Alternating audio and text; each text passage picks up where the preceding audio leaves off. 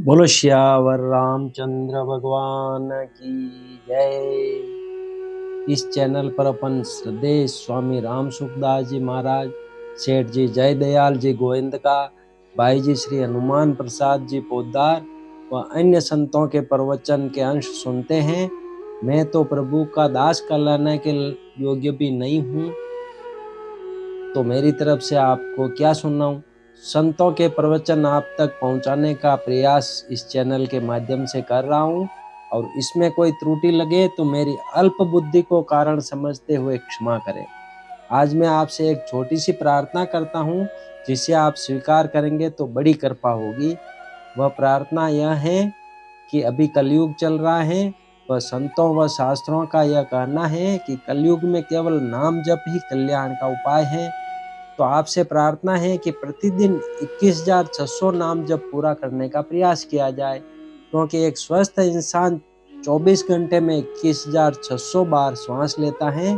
तो 21,600 नाम जप प्रतिदिन करेंगे तो जितने श्वास लेते हैं उतने नाम जप हो जाएंगे, और धीरे धीरे अभ्यास होने से ज्यादा भी होने लग जाएंगे, और एक दिन ऐसी स्थिति आ सकती है कि निरंतर नाम जप चलने लग जाएगा। तो इस अभ्यास से क्या होगा कि अंत समय में भी प्रभु कृपा से हमारे को भगवान की स्मृति बनी रहेगी। ज्यादा क्या बता सकते हैं, नाम जप करने पर आपको एक अलग ही अनुभूति होगी, जिसका वर्णन करना इस वाणी का विषय नहीं है। बहुत से भाई बहनों का यह भी कहना होता है कि हम तो ग्रस्त हैं, अभी समय नहीं मिलता, भजन तो बुढ़ापे में किया जाता है। तो उनसे मेरी प्रार्थना है कि अभी समय नहीं मिलता तो बुढ़ापे में भी समय नहीं मिलेगा, और बुढ़ापे में कई तरह की तकलीफें होती हैं, तो पूर्व अभ्यास के बिना नाम जप हो भी नहीं सकता। मेरी प्रत्यक्ष देखी हुई बात है कि बुजुर्ग लोगों से कहें कि अब आपको क्या करना है, आप तो सोए सोए भगवान का नाम लो, तो उनका जवाब ये मिलता है, जो मैंने सुना है खुद ने, मैं राजस्थान मेवाड़ का रहने वाला हूँ।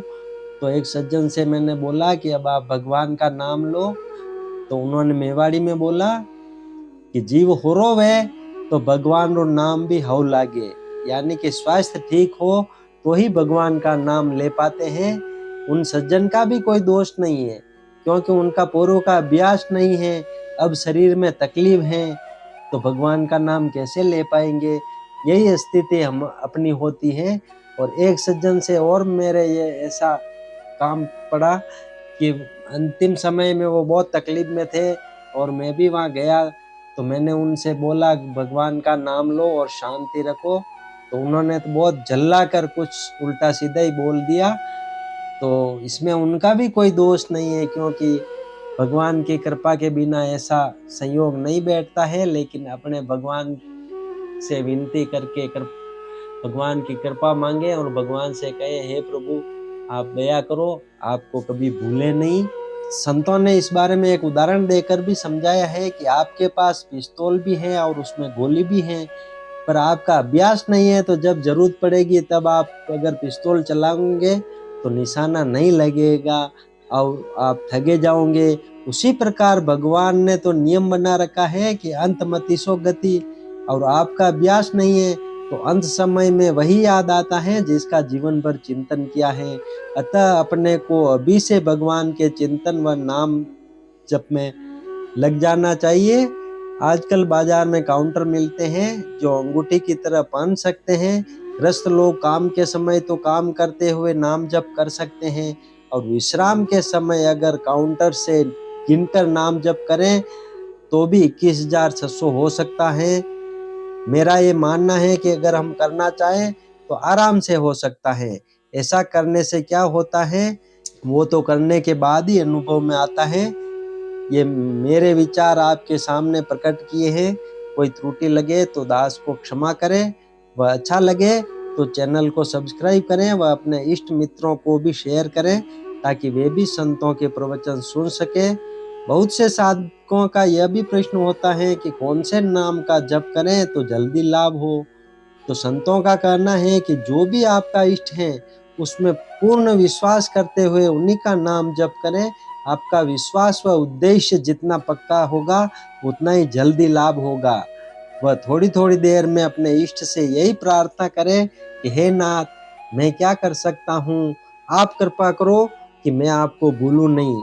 गृहस्थों के लिए एक बात ये भी होती है कि समाज में आना जाना रहता है और गिनती में उस दिन 21,600 नाम जप नहीं हो पाते। तो पहली बात तो आप बस या कार, बाइक या किसी भी साधन से सफ़र कर रहे हैं तो नाम जप तो कर ही सकते हैं, वह आपके प्लस में ही रहेगा। और घर आने पर थोड़ा थोड़ा ज़्यादा नाम जप कर उस कमी की पूर्ति कर सकते हैं। और बिना गिनती के जो नाम जप किया वह आपका नेट प्रॉफिट रह ही जाएगा। अगर आपका उद्देश्य पक्का है तो हर गृहस्थ यह कर ही सकता है और यही काम आएगा, बाकी सब यहाँ धरा का धरा रह जाएगा। जय श्री कृष्ण, राधे राधे। अब अपन चलते हैं स्वामी जी श्री राम सुखदास जी के प्रवचन की ओर। उनका प्रवचन का एक छोटा सा अंश लिया है आज अपने। दृढ़ विचार से लाभ। श्रोताओं ने प्रश्न किया था स्वामी जी से, जब तक हमारे सामने सांसारिक भोग नहीं आते तब तक तो हमारा दृढ़ भाव रहता है कि हम भोगों में फंसेंगे नहीं, परंतु भोग सामने आने पर हम कमजोर हो जाते हैं, हम क्या करें? ये श्रोताओं ने प्रश्न पूछा था। तो स्वामी जी समझा रहे हैं कि बहुत सुंदर प्रश्न है। भोगों में न फंसने का जो यह भाव है, यह बहुत ही दुर्लभ चीज है, बड़ी भारी कीमती चीज है। संसार का संबंध तोड़ना और भगवान का संबंध जागृत करना, यह खास मनुष्यता है। वास्तव में देखा जाए तो संसार के साथ हमारा संबंध जुड़ता नहीं और भगवान के साथ हमारा संबंध टूटता नहीं। हम संसार के साथ एक हो जाएं और भगवान से अलग हो जाएं, यह बिल्कुल असंभव बात है। हमारे में यह शक्ति नहीं है कि हम भगवान से अलग हो जाएं, और सर्वसमर्थ होते हुए भी भगवान में यह शक्ति नहीं है कि वे हमारे से अलग हो जाए। वास्तविक बात यह है कि हमारा संसार के साथ संबंध नहीं है और भगवान के साथ संबंध है। जो नहीं है उसको तोड़ दे और जो है उसे जागृत कर दे, यह हमारा खास काम है। जब तक सामने पदार्थ नहीं आते तब तक यह दृढ़ भाव रहता है कि हम भोगों में फंसेंगे नहीं। इतनी बात भी अगर आपकी हो गई है तो यह बड़े भारी आनंद की बात है। भोगों की इच्छा न होना बहुत ऊंचे दर्जे की बात है, मामूली बात नहीं है। संसार को छोड़ने की और भगवान को प्राप्त करने की थोड़ी भी इच्छा हुई है तो इसका फल नाशवान नहीं होगा, प्रत्युत अविनाशी फल कल्याण ही होगा। लाखों करोड़ों अरबों रुपए मिल जाए तो भी इसके सामने कुछ नहीं है। त्रिलोकी का राज्य मिल जाए तो भी उसकी केश जितनी भी इज्जत नहीं है, क्योंकि यह सब नाशवान है। सामने पदार्थ आने पर हम विचलित हो जाते हैं। यह दशा हमारी क्यों है कि हम विचार कर करके छोड़ देते हैं। ऐसी खराब आदत पड़ी हुई है। सत्संग में सुनकर, पुस्तकों में पढ़कर विचार करते हैं कि अब ऐसा करेंगे, पर फिर उसको छोड़ देते हैं। मामूली बातों को भी पकड़कर फिर छोड़ देते हैं। यह आदत ही आपको कमजोर करती है। अगर आपकी ऐसी आदत होती कि किसी बात को छोड़ दिया तो छोड़ ही दिया, पकड़ लिया तो पकड़ ही लिया, तो आपकी यह दुर्दशा नहीं होती। क्षमा करना, बुरा न लगे आपको, परंतु है यह दुर्दशा ही। हर एक काम का विचार करते हैं तो उस विचार पर स्थायी नहीं रहते। पदार्थों में, संग्रह में इतना अवगुण नहीं है जितना अवगुण हमारी खराब आदत में है। जब तक आप में दृढ़ता नहीं है तब तक आप किसी भी क्षेत्र में जाओ, आप उन्नति नहीं कर सकते। आदत बिगड़ने से बड़ा भारी नुकसान हो रहा है। अगर एक बात पर दृढ़ रहने की आदत बना लो तो निहाल हो जाओगे। भगवान मेरे हैं तो चाहे कुछ भी हो जाए, भगवान ही मेरे हैं। संसार मेरा नहीं है तो मेरा है ही नहीं। सत्य बोलना है तो पक्का विचार कर लो कि आज से सत्य ही बोलना है, झूठ बोलना ही नहीं है। इसमें भी हम झूठ नहीं बोलेंगे, इस बात पर अटल रहो। हम सत्य बोलेंगे, इस बात पर नहीं। त्याग की बहुत बड़ी महिमा है।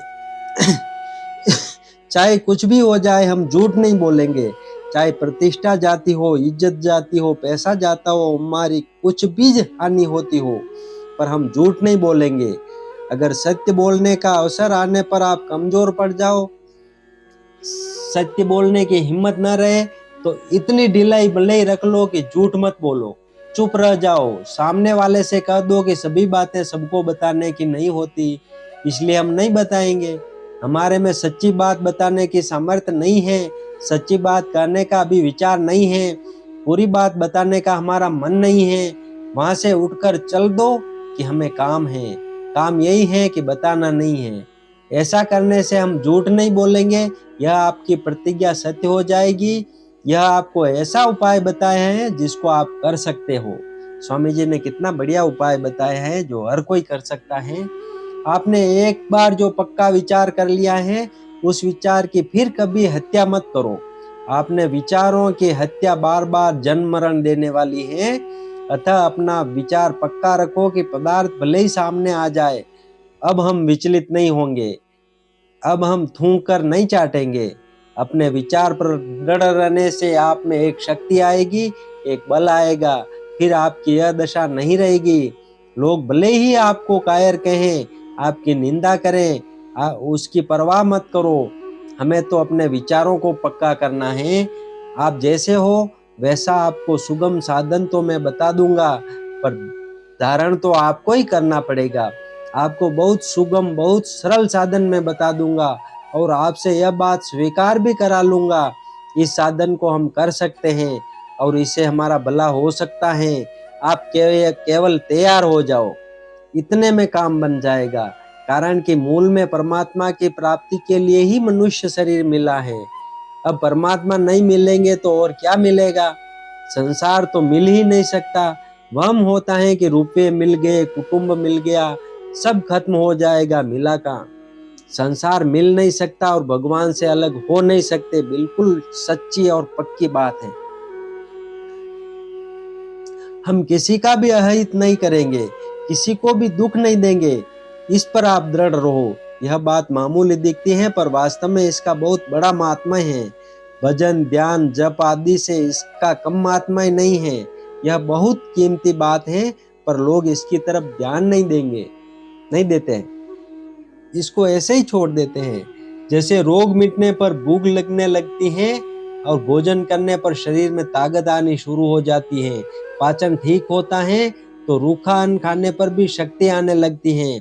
इसी तरह आप अपने विचार पर दृढ़ रहो तो आप में एक शक्ति आ जाएगी। अतः अपने विचार पर पक्के रहो कि हम असत्य बोलेंगे ही नहीं, चाहे कुछ भी हो जाए। हम चतुराई नहीं करेंगे। इस बात से आप मत डरो कि हमारी बेइज्जती हो जाएगी। झूठ बोलकर छिपावा करोगे तो इससे बहुत बड़ी बेइज्जती होगी, कम नहीं होगी।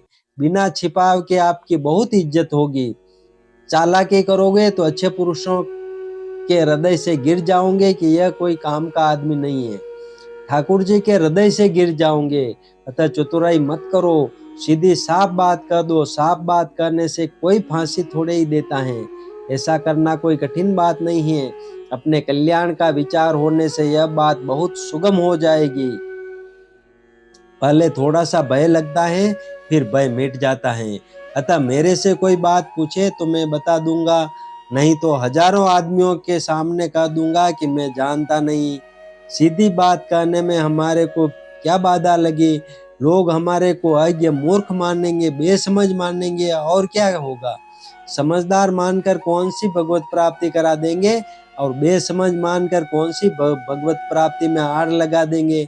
जो हम जानते हैं वह बताएंगे, जो नहीं जानते हैं वह नहीं बताएंगे। और कई बातें ऐसी हैं जो हम जानते हैं पर नहीं बताएंगे। मेरा ऐसा कहने का काम पड़ा है कि तुम यह पूछते हो पर इस बात को बताने से तुम्हें फायदा नहीं है, इसलिए नहीं बताऊंगा। इस बात से डरो मत कि हमारी पोल निकल जाएगी। पोल निकल जाएगी तो ठोस रह जाएगी। पोल रखकर क्या करोगे? आश्चर्य आता है कि वेद व्यास जी महाराज ने अपने जन्म की बात श्लोकबद्ध रूप से कई बार लिख दी। क्या हृदय है उनका, इसके कारण वे पूजनीय हैं, आदरणीय हैं। सच्ची बात प्रकट करने से नुकसान नहीं होता, केवल वहम है कि नुकसान हो जाएगा। बोलो श्यावर रामचंद्र भगवान की जय।